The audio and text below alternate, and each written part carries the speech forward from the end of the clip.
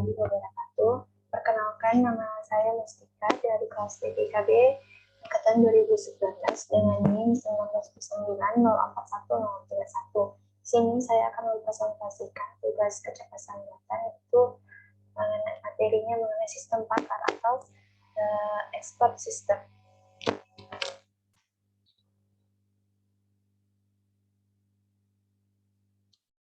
Yang pertama ada pengertian. Kita bahas terlebih dahulu mengenai pengertian dari sistem pakar itu. Jadi sistem pakar ini berasal dari istilah knowledge based expert system. Jadi sistem pakar ini adalah sebuah program yang dimana dia dirancang untuk memodelkan kemampuan dalam menyelesaikan masalah seperti seorang pakar atau seorang ahlinya. Kemudian sistem ini berusaha untuk mengadopsi pengetahuan manusia ke komputer agar komputer bisa menyelesaikan masalah seperti yang biasa dilakukan oleh para ahli atau pakar. Jadi seorang awam pun bisa menyelesaikan masalah yang cukup rumit. Sebenarnya hanya dapat diselesaikan oleh para ahli atau pakar. Selanjutnya, beberapa keuntungan dan kelemahan dari sistem pakar ini. Pertama, dari keuntungannya, di sini ada 5 keuntungan. Yang pertama, dia bisa melakukan pekerjaan secara berulang. Yang kedua, dia bisa meningkatkan output dan kualitas. Yang ketiga, meningkatkan kapabilitas komputer. Yang keempat, memiliki kemampuan untuk mengakses pengetahuan. Yang kelima, dia menyimpan keahlian dan pengetahuan dari pakar atau ahli. Adapun beberapa kelemahannya di sini ada 3, yaitu biaya pembuatannya dan pemeliharaannya yang mahal. Yang kedua juga biaya akurasinya belum 100%.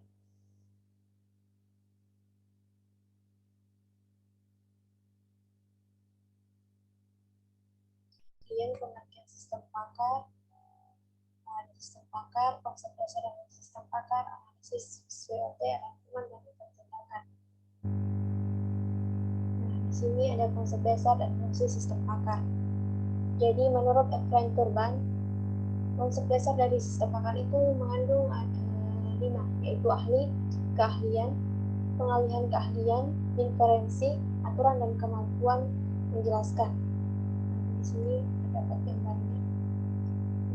Di sini user adalah penggunanya. Kemudian fact, fakta, expertise, knowledge base, pengetahuan dasar, dan inference engine. Kemudian selanjutnya, apa sih itu pakar atau ahli? Jadi seorang pakar atau ahli itu adalah seorang individu yang memiliki kemampuan pemahaman yang superior dari sebuah masalah. Misalnya dia seorang dokter, penasihat keuangan yang khusus membahas mengenai keuangan, kemudian pakar mesin mobil yang memang khusus sebagai ahli dalam mesin mobil dan lain-lain. Kemudian apa itu kepakaran atau keahlian? Nah, jadi kepakaran atau keahlian itu adalah suatu kelebihan penguasaan pengetahuan di suatu bidang tertentu yang diperoleh dari pelatihan, membaca maupun pengalaman seseorang tersebut, sehingga dia bisa menguasai suatu pengetahuan di bidangnya sendiri. Kemudian apa itu pengetahuan atau knowledge? Jadi pengetahuan itu adalah data ditambah dengan prosesing, kemudian menghasilkan sebuah informasi. Nah, dari informasi ini kemudian kita melakukan processing, dari proses misalnya mengambil dari pengalaman, training, seminar, dan lain-lain, maka akan menghasilkan sebuah pengetahuan.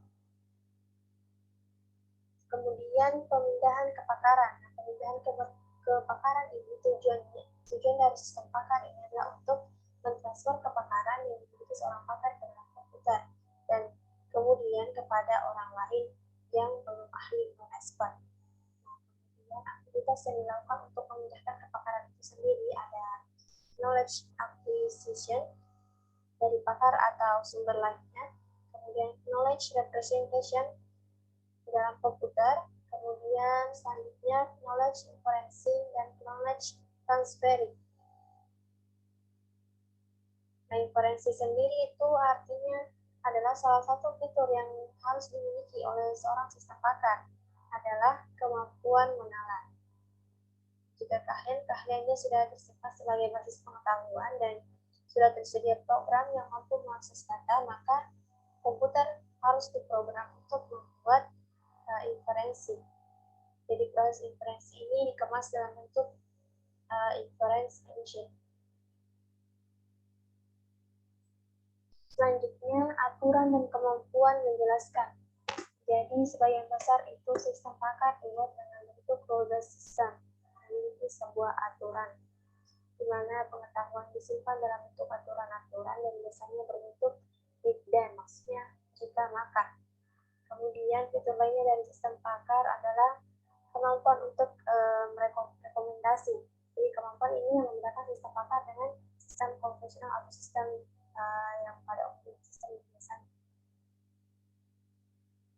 Selanjutnya akan bentuk sistem pakar. Jadi bentuk sistem pakar itu berdiri sendiri.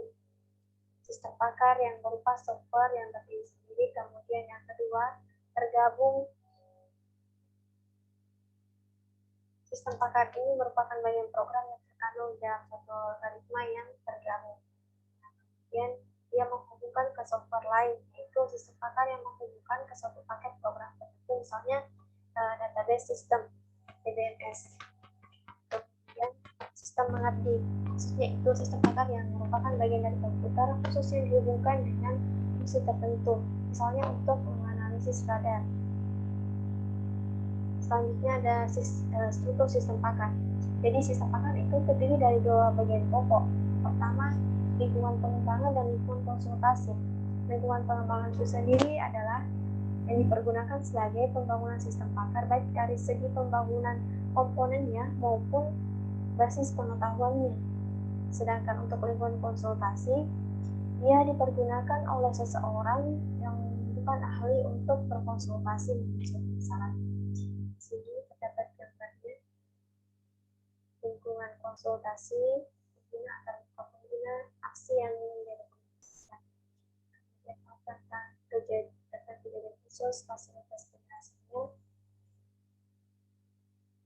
Karakter pengguna isi inferensi adalah model kerja, metodologi rencana, agenda, solusi, deskripsi.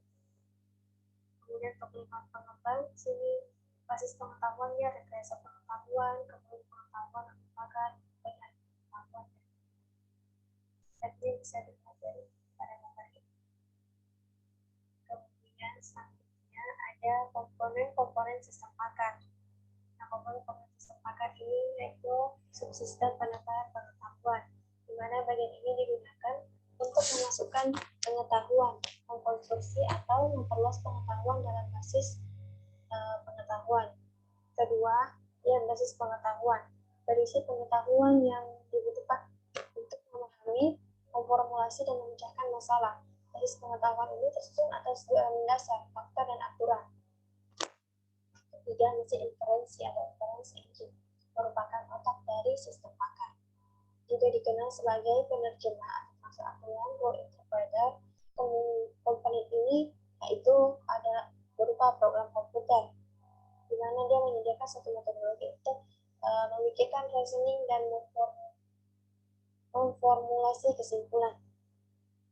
Selanjutnya ada record atau workplace, yang merupakan memori atau lokasi untuk bekerja dan menyimpan hasil sementara, biasanya berupa basis data atau database. Kemudian antar muka pemakai, bisa interface. Jadi sistem pakar ini mengatur komunikasi antara penggunanya dan komputer. Jadi antar muka yang lebih cantik dilengkapi dengan percakapan atau biasa disebut dengan voice communication. Kemudian subsistem penjelasan, explanation facility, yang merupakan kemampuan untuk mencari jejak atau tracing bagaimana suatu kesimpulan dapat diambil, merupakan hal yang sangat penting untuk transfer pengetahuan dan pemecahan masalahnya. Kemudian sistem penyaringan pengetahuan atau knowledge reviewing system. Jadi seorang pakar itu mempunyai sistem penyaringan pengetahuan, yang artinya mereka bisa menganalisa sendiri performa mereka, sehingga mereka belajar dari pengalaman serta meningkatkan pengetahuannya untuk konsultasi berikutnya. Cara dalam melakukan inferensi. Di sini ada cara untuk melakukan inferensi pengenalan maju, JET atau forward chaining. Jadi, itu pencocokan fakta atau pernyataan yang dimulai dari bagian sebelah kiri, if atau jika. Kemudian pengenalan dimulai dari fakta dulu untuk menguji kebenaran dari hipotesis. Di sini terdapat gambarnya, rumusnya, aturannya. Jika A dan B, kemudian D. Jika A dan B, kemudian D. Kemudian jika B, kemudian C. Nah, selanjutnya R3, jika C dan D, kemudian E. Jadi ini tandanya untuk forward chaining. Nah, workspace-nya itu awalnya ada A dan B.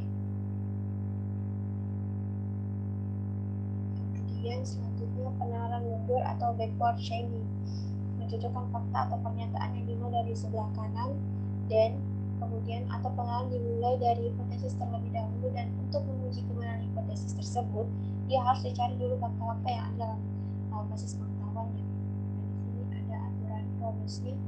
Jika A, jadi pengenalan mundur dan forward chaining dan forward chaining tadi itu hanya kebalikannya saja. Kalau forward itu dari depan, kalau forward chaining itu dimulai dari sebelah kanan. Di sini jika A, R1-nya aturan pertama, jika A dan B kemudian D. Kemudian rule kedua, if B kemudian C. Rule ketiga, if C dan D maka E. Yang spesies sama dengan macam tadi A dan B. Selanjutnya, ya, mungkin itulah tadi penjelasan singkat untuk presentasi saya mengenai sistem pakar. Mohon maaf atas segala kekurangan. Assalamualaikum warahmatullahi wabarakatuh.